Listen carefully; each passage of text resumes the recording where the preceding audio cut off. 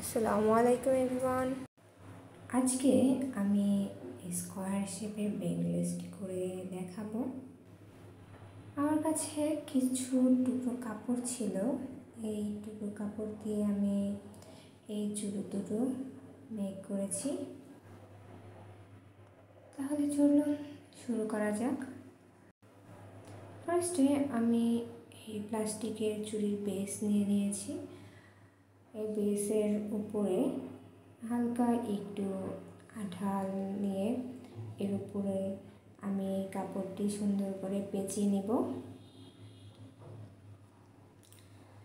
এমনভাবে পেঁচাবো যাতে একদম টাইট হয়ে এটার মধ্যে লেগে থাকে।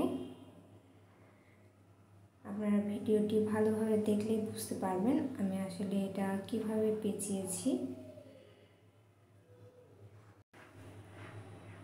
এভাবে করে পুরোটা পেঁচিয়ে নেবেন।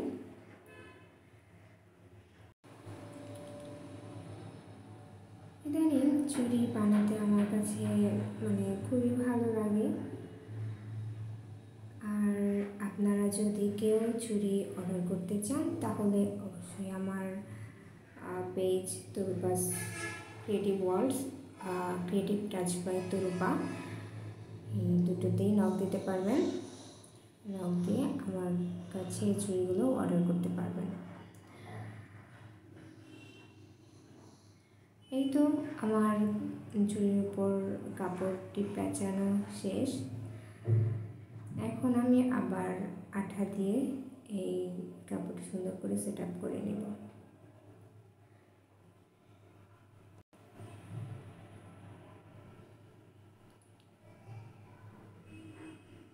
তারপর আমি ঝুনরি নিব, সিলভার কালারের ঝুনরি 5টি করে নিয়ে সুতো দিয়ে সুন্দরভাবে আমি আটকে দিব। আপনারা আপনাদের মতো করে যেভাবে ভালো হয় ওভাবে সেলাই করে আটকে নেবেন।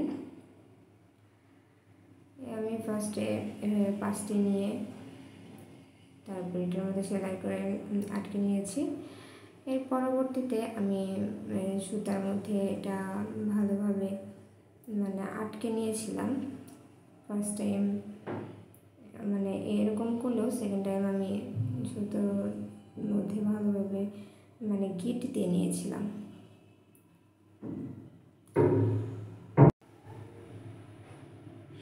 এই তো দেখুন এইভাবে সুন্দরভাবে আমি আটকে নিলাম ঝুনরিগুলো।